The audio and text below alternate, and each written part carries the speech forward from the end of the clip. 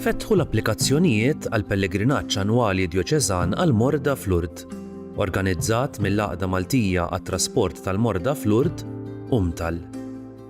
Il-pellegrinaġġ se jitmexxa mill-Arċisqof Charles Scicluna u se jsir bejn l-14 u 19 ta' Lulju. Għal aktar tarif jew biex tapplika żur umtalmalta.org jew ċempel 7922 6606.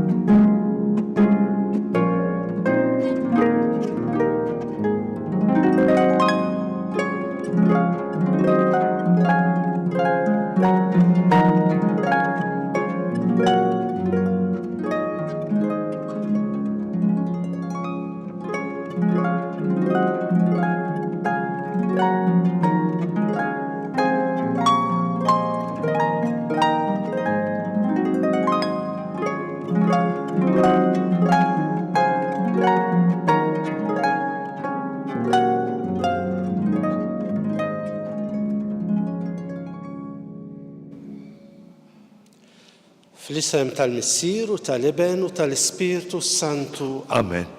Il-grazzja ta' Sidna Ġesu Kristu li mħabba Alla u l-Għaqda fl-Ispirtu Santu tkun magħkom ilkoll. U miegħek ukoll.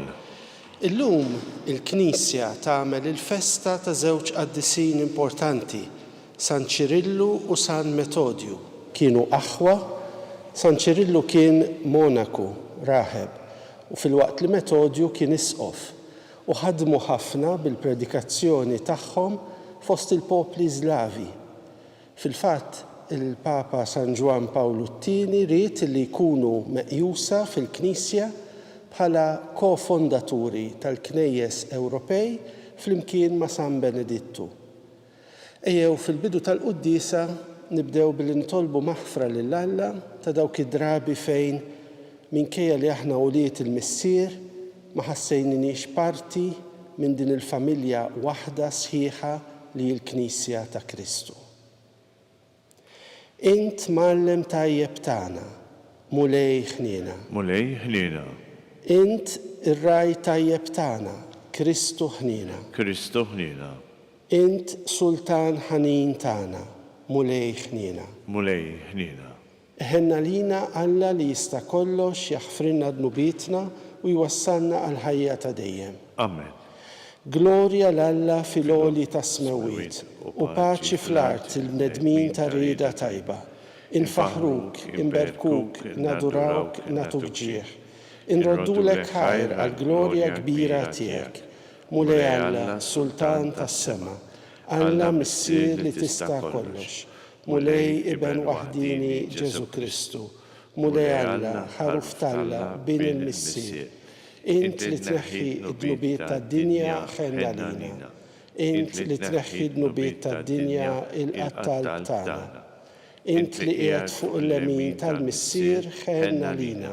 Għaliex int waħdek qaddis, int waħdek mulej, int waħdek il-oli Ġesu Kristu mal-Ispirtu Santu fil-glorja tal-Missier Alla. Amen. Nitolbu. O Alla, int dawwalt il-ġnus Żlavi bil-ħidma qaddisa tal-aħwa San Ċirillu u San Metodju. Dawwal l-qlubna bit-talim tiegħek u għamel li l-koll inkunu poplu wieħed maqut fl-istqarrija tal-fidi vera. Bibnek Ġesu Kristu Sidna li hu Alla u miegħek jgħixu jsaltan flimkien mal-Ispirtu Santu għal dejjem ta' dejjem. Amen.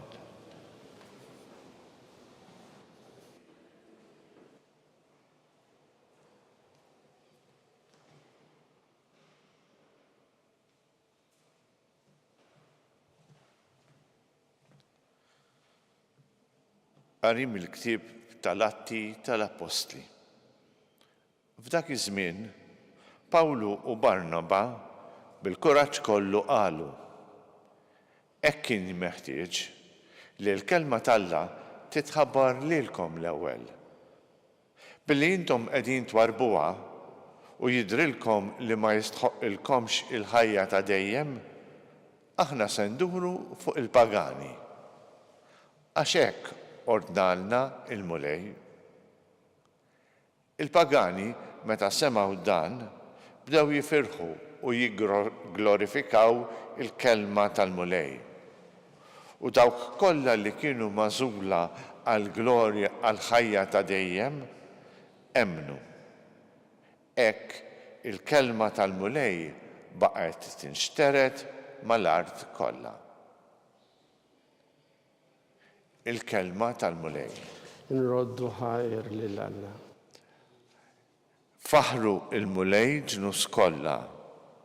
Morru fid-dinja kollha xandru il-bxara tajba.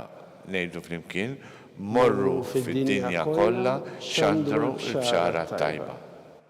Faħru l-mulej ġnus kollha, sebħuh popli kollha. Flimkien, morru fid-dinja kollha xandru il-bxara tajba. Għax kbira hi t-tjiba tiegħu magħna, il-fedeltà tal-mulej tibqa' għal dejjem. Morru fid-dinja kollha xandru il-bxara tajba.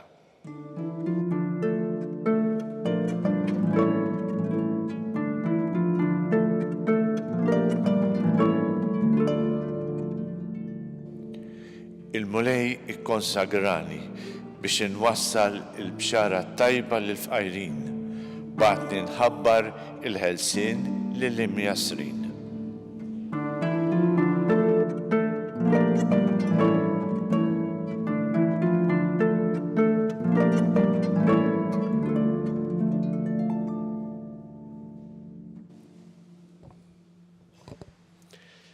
Il-mulej ma'kom. Jak ukoll. Qari mill-Evanġelu skont San Luqa. Glorja lilek, mulej. Wara dan, il-mulej għażel 72 oħra u bagħthom 2 qablu f'kull belt u post fejn kien se jmuru u qalilhom il-ħsad huwa kbir imma l-ħaddiema ftit. Itolbu mela lil sit il-ħsad biex jibgħat ħaddiema għall-ħsad tiegħu. Morru, araw qiegħed nibgħatkom bħal ħrief qalb lill-pub. Teħdux magħkom l-abut, la ħorġa u lanqas qrieq, u fit-triq issellmu lil ħadd. Fid-dar fejn tidħlu l-ewwel għejdu sliem lil din id-dar, u jekk fiha jkun hemm min iħobb is-sliem, jistrieħ is-sliem tagħkom fuqu. Jekk le, it-tislima tagħkom terġa' lura għandkom. Ibqgħu għandik il-familja u kulu u xorbu milli ikollhom huma għax il-ħaddiem ħaqqu ħlasu. Toqgħodux idduru minn familja għall-oħra, f'kull belt li fiha tmorru u jilqgħukom, kulu dak li qegħdulkom qudiemkom. Fejqu l-morda li jkun hemm u lin-nies għejdulhom is-saltna Talla waslitilkom. Il-kelma tal-mulej. It-tifir lilek Kristu.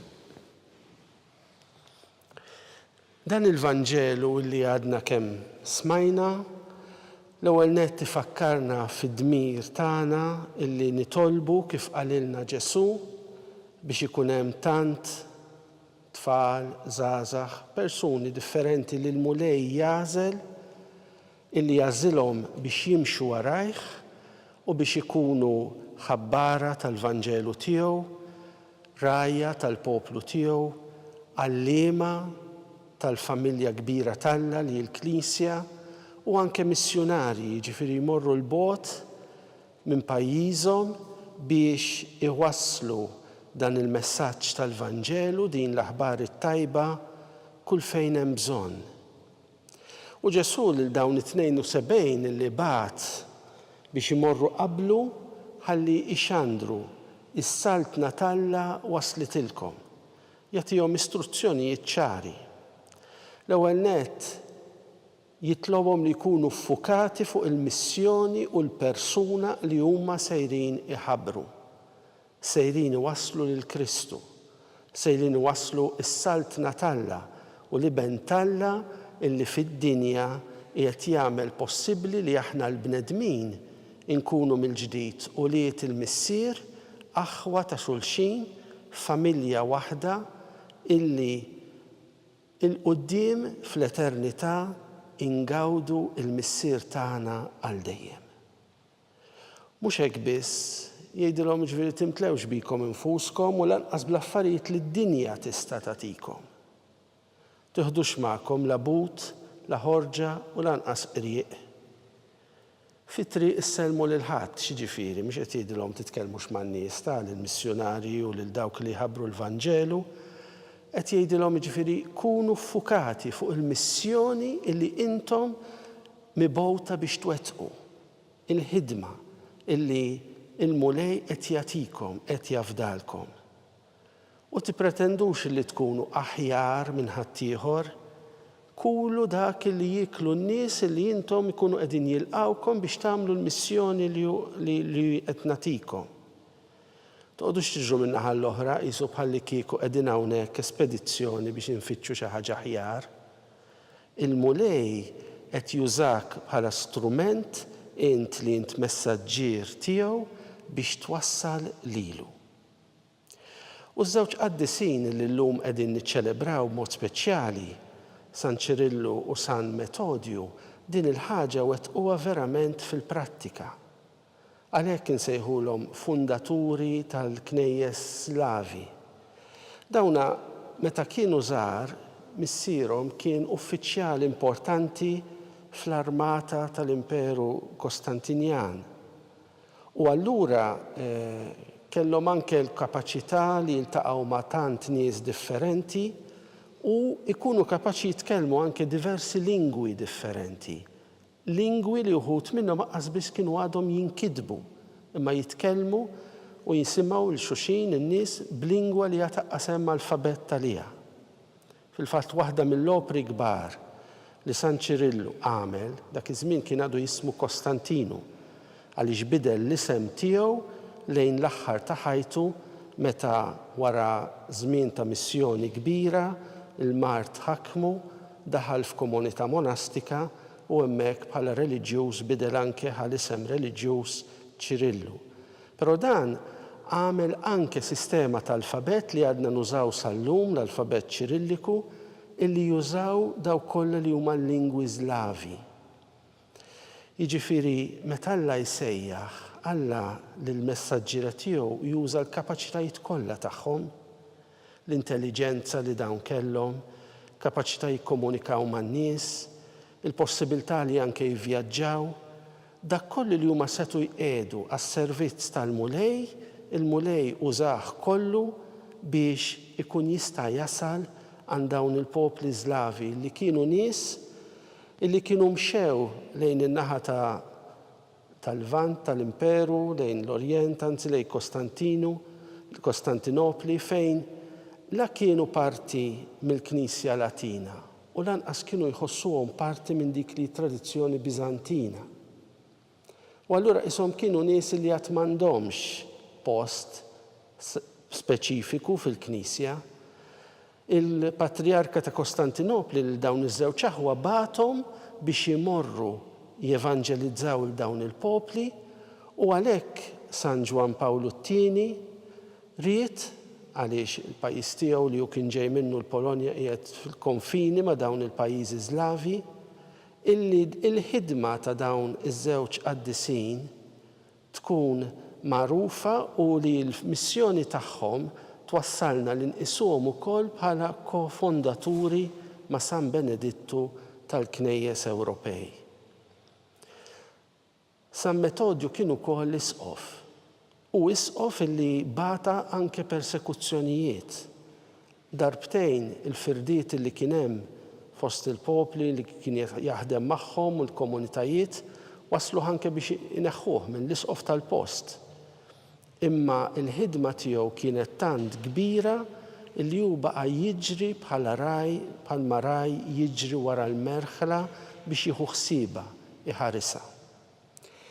Ejjew illum illi Ġesu fil-Vanġelu jibgħat dawn 72 dixxiplu biex imorru qablu jipritkaw, Nieħdu l-okkażjoni biex aħna l-ewwel nett nistaqsu lilna nfusna, mulej int bħala dixxiplu tiegħek lili fejn tixtieqni naħdem fl-għalqa tiegħek.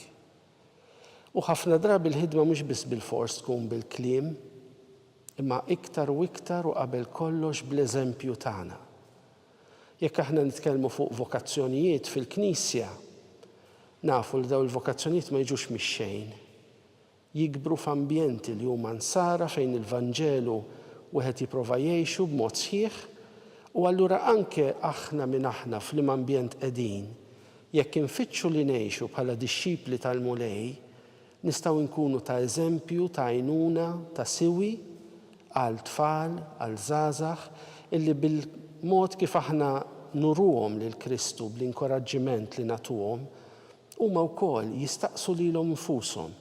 Jista' jkun il-mulej lili wkoll qed isejjaħli biex nimxi warajh, biex inkun tiegħu, biex inwassal il-Vanġelu tiegħu. Jalla wkoll